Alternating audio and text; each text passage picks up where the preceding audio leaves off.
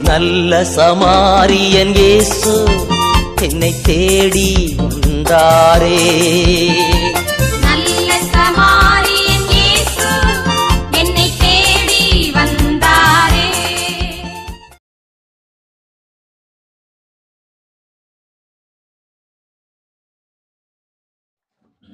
கிறிஸ்துவுக்கு பிரியமானவர்களே, வாரம் ஒரு குறிஞ்சித தலைப்பிலுமாக இந்த நாளுமாக குறிப்பாக பெரிய வெள்ளிக்கிழமையா இருக்கு. இன்றைக்கு நாம் ஒரு விசேஷமான தலைப்பை தியானிப்போம்.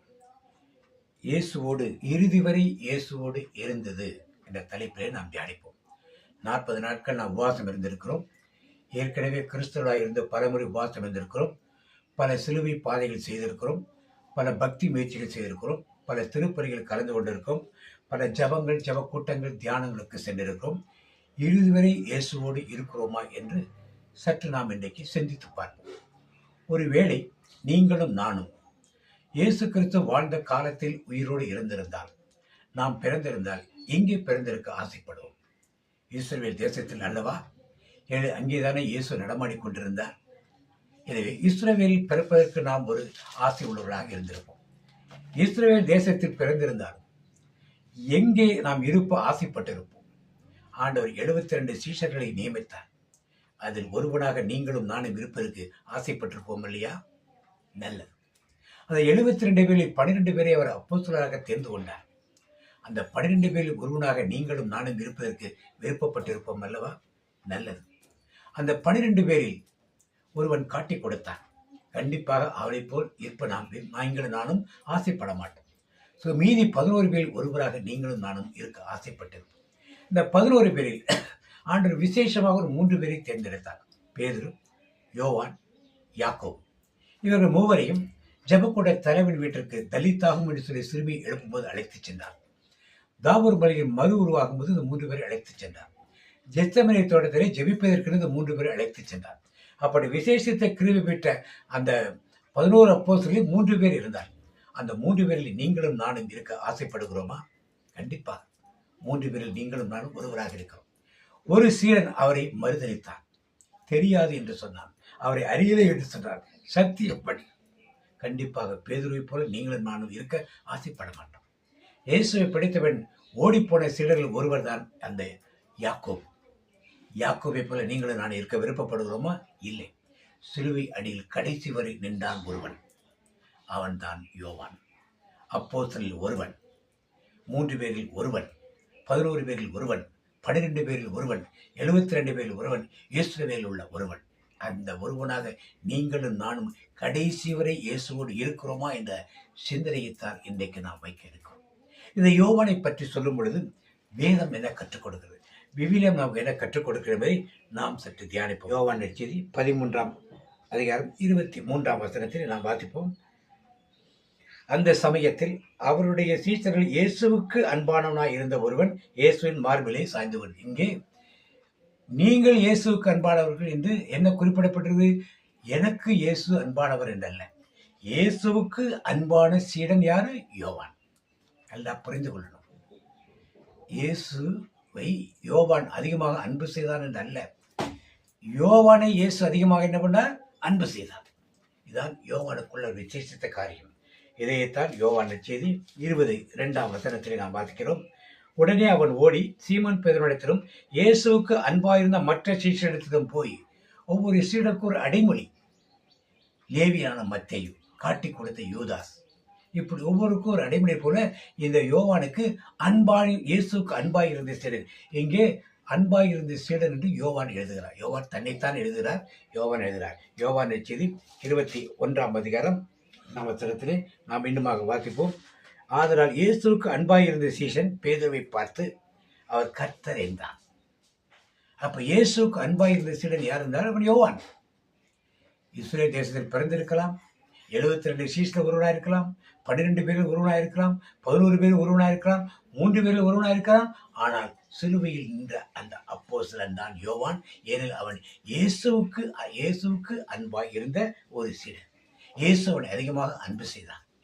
அப்ப இவனும் இயேசுவை அதிகமாக அன்பு செய்திருப்பான்.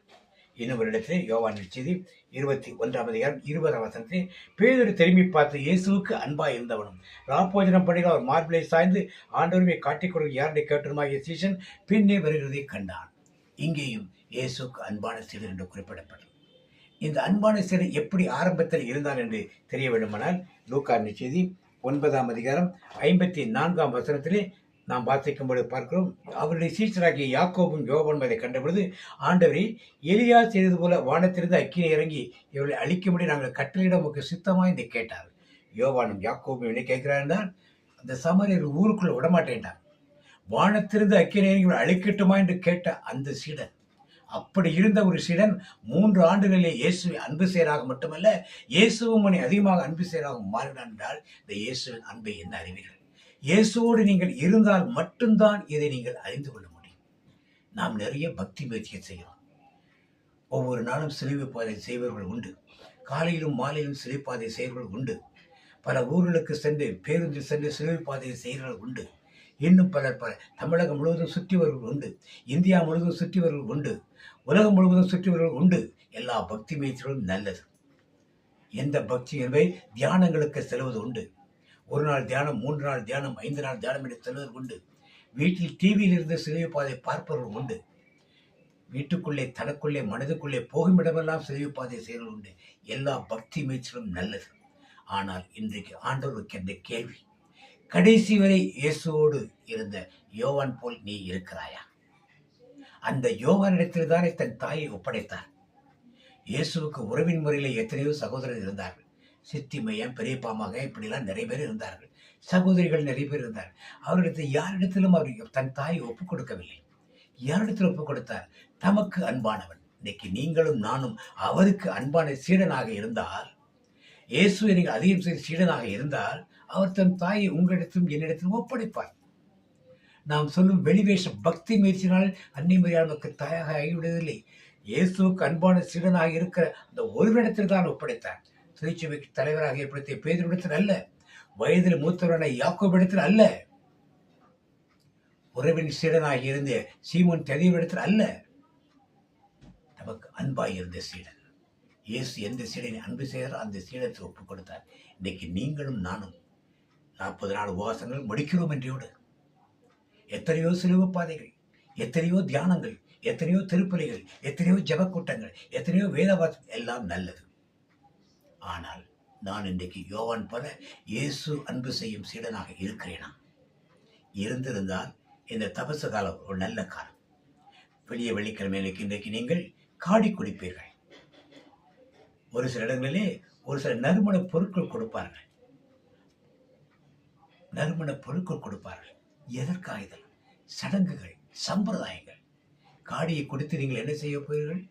மலரிசும் பூக்களை கொடுப்பார்கள். கொடுத்து என்ன செய்ய போகிறீர்கள்? நீங்கள் வாங்கி என்ன செய்ய போகிறீர்கள்? அலங்காரமாக வைத்துக் கொள்வீர்களா? இயேசுக்கு அன்பான சீடராக இருக்க கற்றுக்கொள்ளுங்கள். தேவன் விரும்புவது அதுதான். இதுவரை இல்லாவிட்டால் இன்றைய நாளில் நீங்கள் ஆண்டவர் உயிர்த்தெழுவதற்கு முன் அவருடைய அன்பு சீடனாக மாற உதவி செய்யுங்கள். அவருடைய பாடல்களை தியானித்து மனம் திரும்பி அவரை நேசிப்பவர்களாக நாம் மாற ஆண்டவர் அழைக்கிறார். Praise the Lord. இயேசுக்கு நன்றி, இயேசுக்கு புகழ். மீண்டும் அடுத்த வாரம் உயிர்த்தெழுந்த இயேசுவை பற்றி நாம் தியானிப்போம். இயேசுக்கு நன்றி. Praise the Lord.